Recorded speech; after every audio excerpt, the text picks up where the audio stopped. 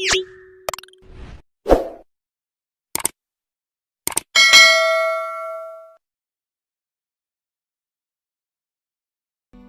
pagi teman-teman, kembali lagi dengan saya di sini, Iwan Yudi Mahardika. Di sini saya akan menjelaskan tentang affirmative action atau tindakan afirmatif yang berkaitan dengan EEO, yaitu kesempatan dan perlakuan yang sama dalam pekerjaan. Nah, apa yang dimaksud dengan affirmative action? Affirmative action atau tindakan afirmatif adalah kebijakan yang diambil yang bertujuan agar kelompok golongan tertentu, gender ataupun profesi memperoleh peluang yang setara dengan kelompok atau golongan lain dalam bidang yang sama. Bisa juga diartikan sebagai kebijakan yang memberikan keistimewaan pada kelompok tertentu. Kemudian yang kedua, kenapa dalam perekrutan SDM harus menggunakan affirmative action plan?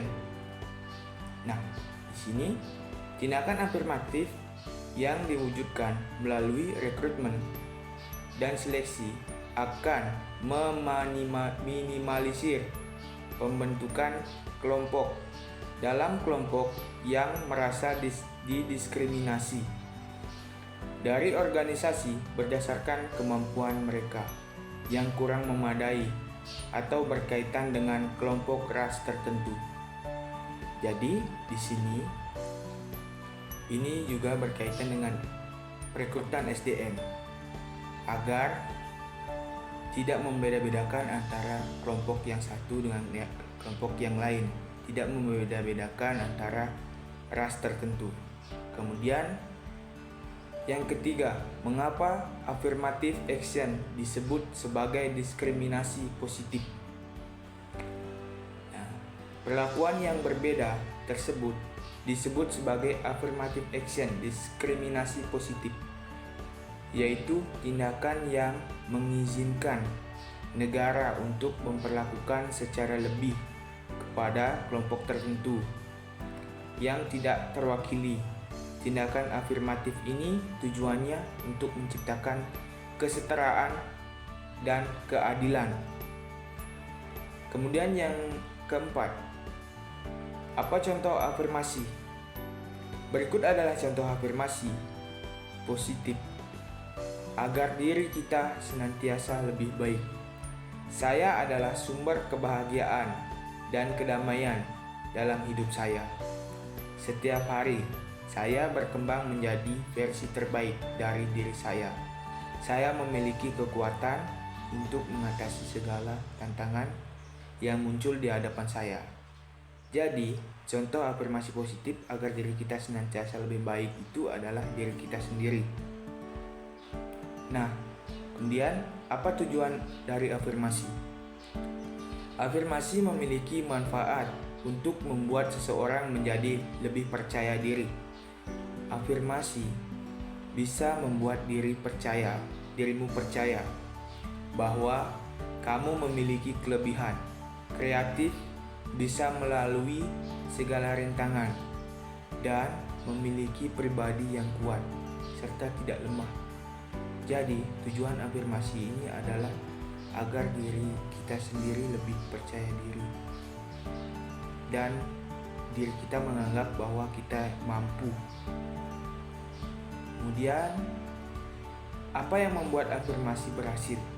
Afirmasi bisa lebih efektif bila membawa beban emosional. Anda harus menginginkan perubahan ini terjadi, sehingga setiap penegasan yang Anda pilih untuk diulangi harus menjadi ungkapan yang bermakna bagi Anda. Kemudian di sini saya mengambil kesimpulannya. Kesimpulannya, affirmative action atau tindakan afirmatif adalah kebijakan atau langkah-langkah khusus yang diambil untuk mengurangi atau mengatasi ketidakadilan atau diskriminasi terhadap kelompok-kelompok tertentu dalam berbagai bidang seperti pendidikan, pekerjaan, atau layanan publik.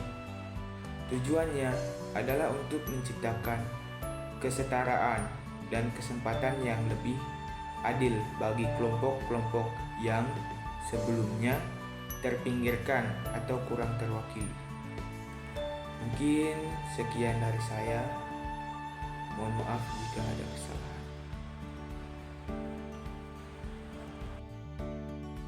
Apalagi yang harus dibutuhkan sebuah organisasi yang sehat, organisasi perempuan yang sehat harus memiliki affirmative action atau tindakan afirmatif. Adalah tindakan yang untuk membantu atau tindakan yang disiapkan secara ekstra bagi orang-orang yang dianggap kurang memiliki pengetahuan atau orang-orang yang dianggap kurang memiliki akses gitu. Nah, tindakan afirmatif ini biasanya tentu saja sifatnya sementara, tetapi dia haruslah selalu ada di dalam organisasi karena tujuannya misalnya ada anggota organisasi yang disabel secara fisik. Maka dari itu penting organisasi memikirkan tindakan afirmatifnya dengan memberikan dengan misalnya selalu memilih tempat yang aksesibel buat semua orang gitu ya. Tindakan afirmatif yang lainnya tentu saja memastikan di setiap pertemuan bahwa anggota yang mengalami disabel secara fisik mereka harus hadir dan mereka bisa mengakses informasi. Kalau tidak bisa hadir secara fisik, tentu harus diupayakan bagaimana mereka bisa mendapatkan update informasi. Tindakan afirmatif yang lain yang juga sangat berat dan ini sangat didukung oleh banyak. Maksudnya berat itu maksudnya gini, kalau itu tidak dilakukan ya bakalan akan susah. Misalnya ada anggota yang tidak bisa menulis dan membaca. Nah, apakah sebuah proses itu harus berlangsung terus tanpa ada tindakan afirmatif? Ya enggak, kita tetap kemudian harus melihat bahwa ada yang tidak bisa membaca dan menulis. Kalau gitu perlu ada ekstra kelas untuk membaca dan menulis. Tujuannya apa? Agar mereka memiliki kapasitas literasi yang baik gitu.